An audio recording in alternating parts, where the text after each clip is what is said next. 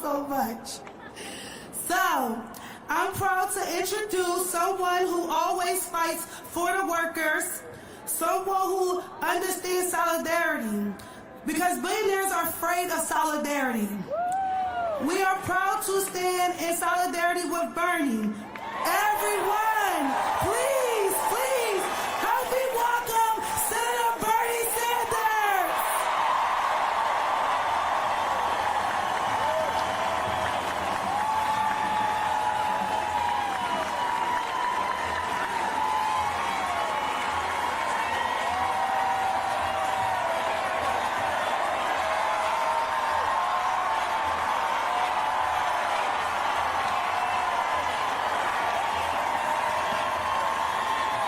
Thank you, Philadelphia!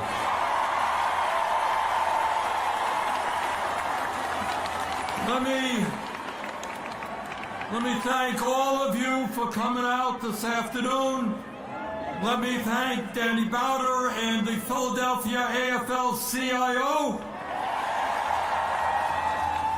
And let me thank all those who have spoken and will be speaking in a few moments.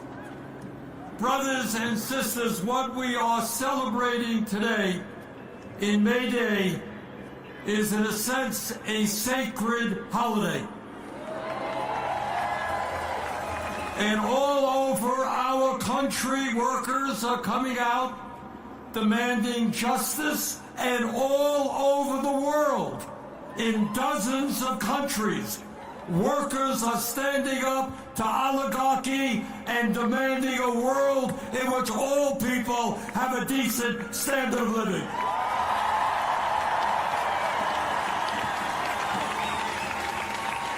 Today, we remember the struggles and the sacrifices of workers for hundreds of years who have stood up to powerful special interests to create a better world. And today we thank our brothers and sisters in the trade union movement for continuing that struggle.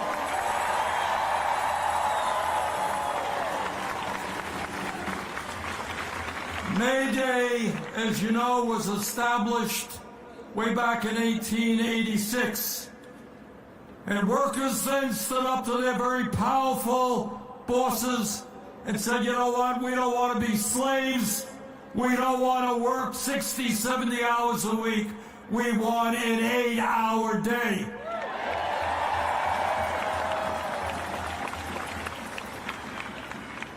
And throughout our history, workers stood up and they said, you know what, children should not be working in factories or in the fields. They should be in good schools. And throughout the years, workers said, we don't want our brothers and sisters dying in factories. We want safe working conditions.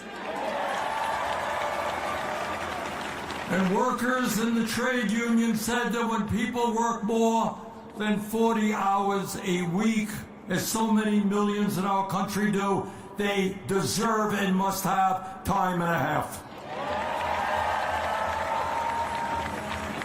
And as a result of the struggles of the trade union movement, we have come a long way, not quite far enough, to end discrimination so that all people have an opportunity for a decent job, no matter what the color of their skin, where they were born, or their sexual orientation.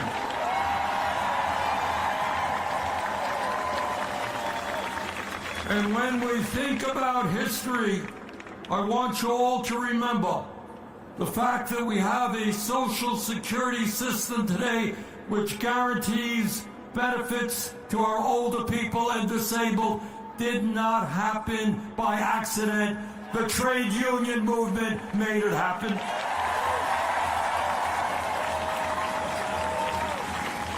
And the fact that senior citizens today through Medicare can get the health care they need did not happen by accident.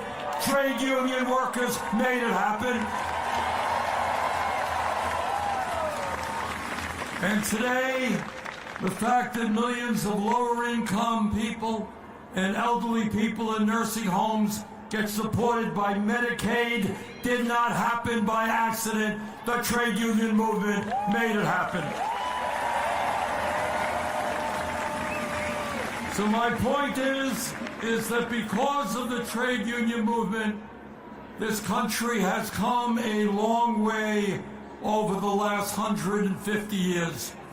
But let me tell you something that you're not going to see in corporate media, and something that you're not going to hear much about on the halls of Congress. And that is that while we have accomplished much, we still have an enormously important road forward if we're going to create an economy that works for all of us, not just a few. So let us be clear and lay it out on the table. In the year 2025 in America, we are now living in an oligarchic form of society. Never before in our history have so few had so much wealth while so many Americans are struggling. Never before have so few had so much political power, while millions of Americans no longer vote. Millions of others have given up on democracy because they look at government and they say, government is owned by billionaires, you are not representing us. You know, a few years ago, when I talked about oligarchy, people were saying, oh, what is Bernie talking about? Well, Donald Trump has made it very clear what we are talking about when we talk about oligarchy. Oligarchy is a president who, when he gets inaugurated, he doesn't hide it. Right behind him are the three wealthiest people in America: Musk, Bezos, and Zuckerberg.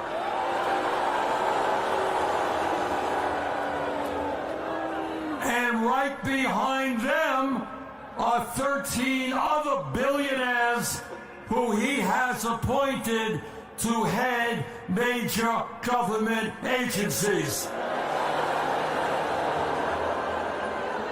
I think all of us remember that when Abraham Lincoln was in Gettysburg, right here in Pennsylvania, and he looked out at a battlefield where a few days before 20,000 Union soldiers had died or been wounded. And he looked out and he said, our vision for the future of America is a government of the people, by the people, and for the people.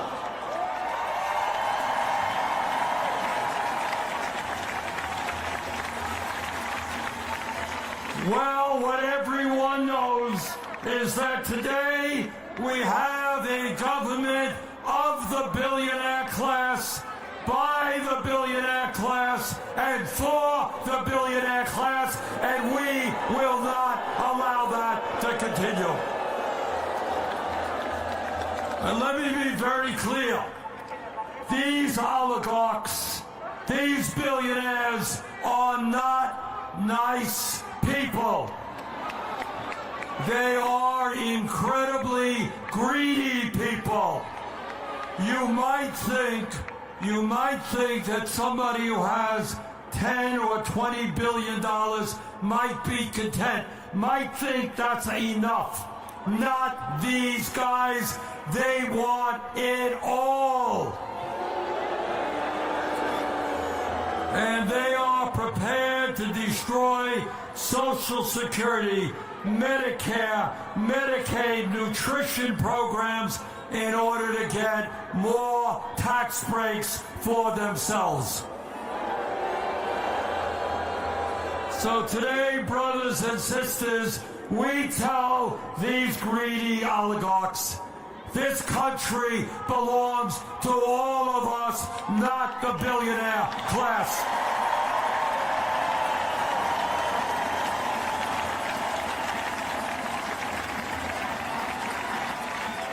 And let me tell you what else that is going on in our country today.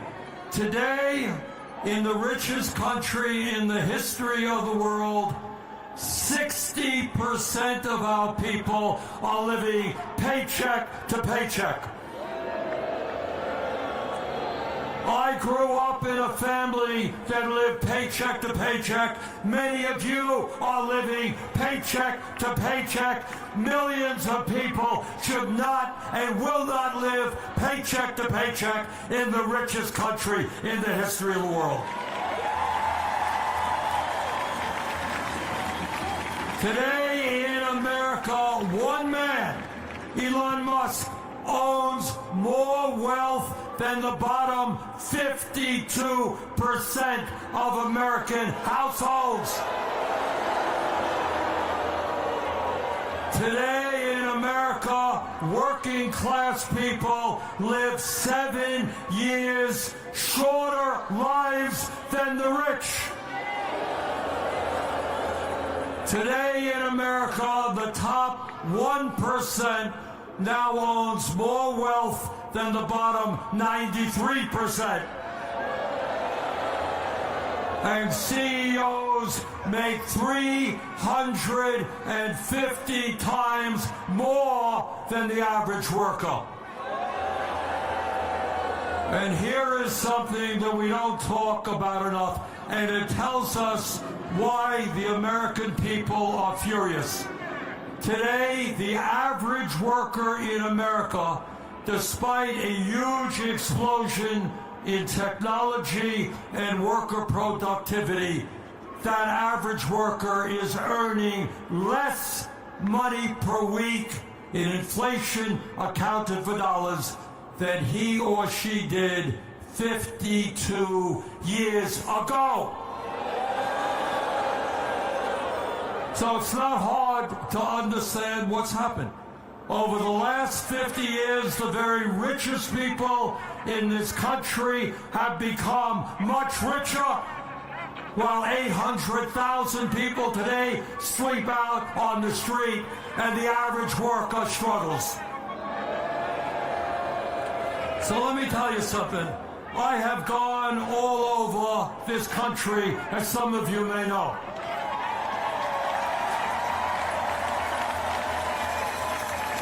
And what I am proud to tell you is the American people, by the millions, are saying no to oligarchy, no to Trump's authoritarianism, no to Trump's kleptocracy, and no to tax breaks for billionaires. And I'm here in Pennsylvania to tell any member of the Pennsylvania delegation that if they vote for tax breaks for billionaires and cut Medicaid, nutrition, and education, we are going to throw them out of their jobs.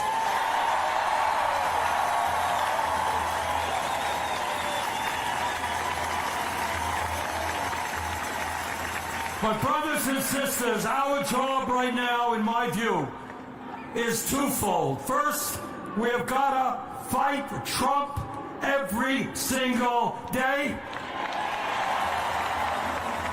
But secondly, we need to have a vision as to where our country goes in the future. And here is the bottom line, and I say that to my Democratic colleagues in the Congress. Stop defending the status quo economically.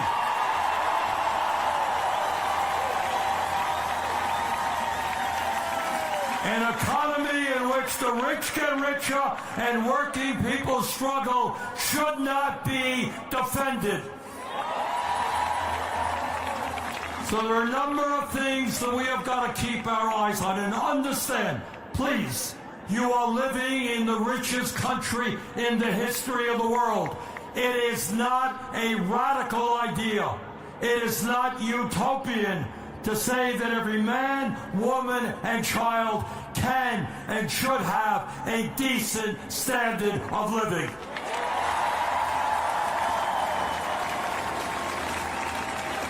And at the top of the list of what we have got to do is to end a corrupt campaign finance system. A system that allows billionaires in both political parties to control the political process and our economy. Brothers and sisters, democracy is about one person, one vote, not billionaires buying elections. And if we're going to deal with the massive income and wealth inequality that currently exists, we're going to not give the rich tax breaks. We're going to demand that the billionaires and their corporations start paying their fair share of taxes.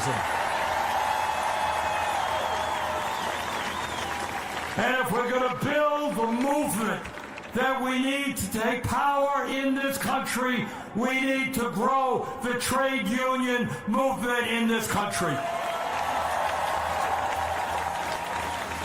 Right now, there are millions of workers who want to join unions.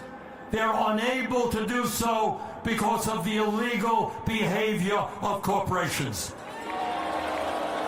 And that's why we're going to pass the PRO Act.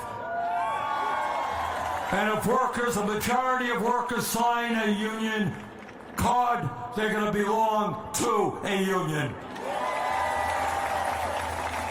Brothers and sisters, we need to raise the minimum wage in this country to a living wage.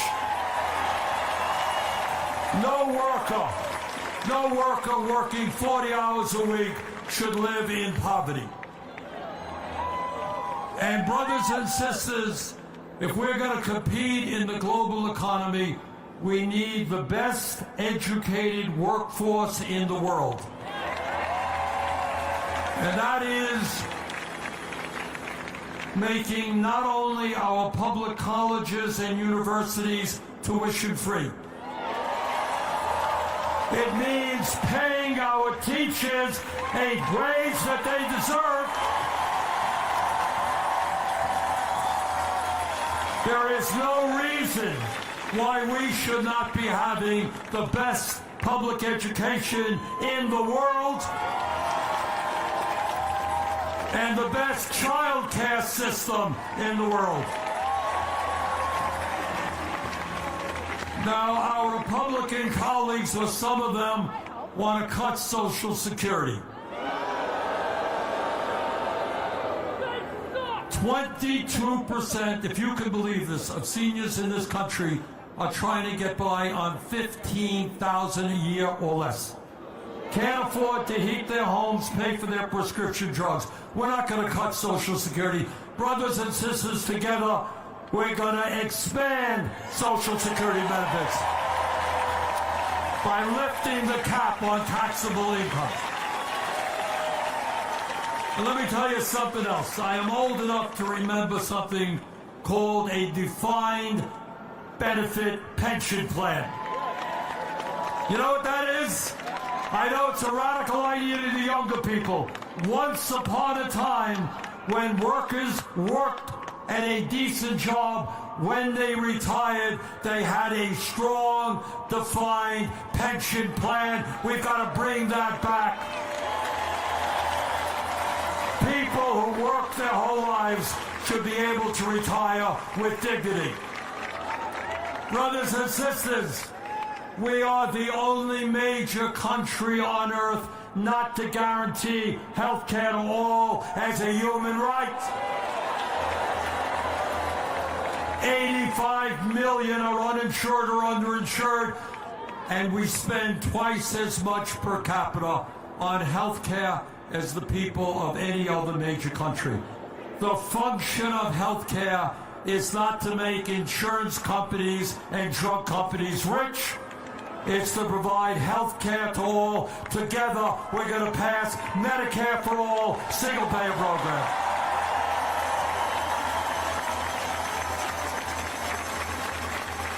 Donald Trump may think that climate change is a hoax.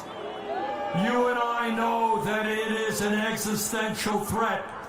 We can create millions of good-paying union jobs by transforming our energy system into energy efficiency and sustainable energy.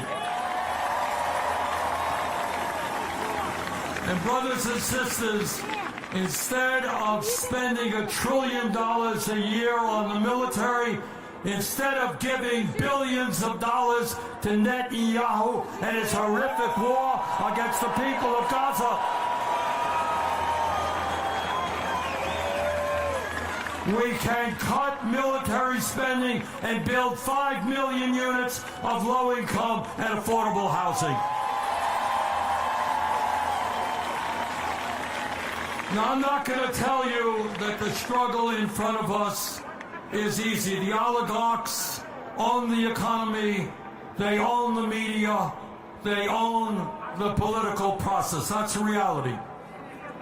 And I may not have a PhD in mathematics, but there's one thing I do understand. That if we do not allow Trump and his friends to divide us up by the color of our skin or where we were born or our sexual orientation, if we stand together around a progressive agenda, if we start electing candidates who work for us and not the billionaire class,